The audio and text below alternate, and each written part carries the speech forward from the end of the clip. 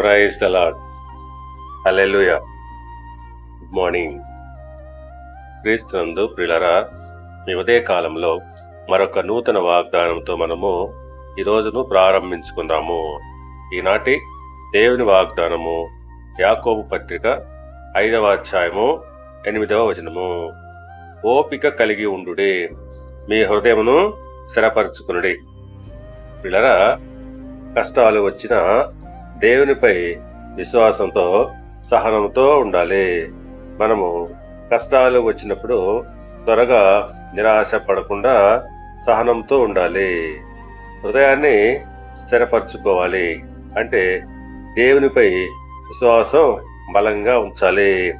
సందేహం లేదా భయం ఉండకూడదు.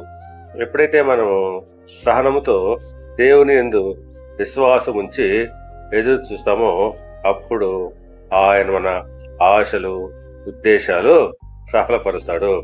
దేవుడు మిమ్మల్ని దీవించి ఆశీర్వదించి వర్ధిల్ల చేయునుగాక. ఆమేన్.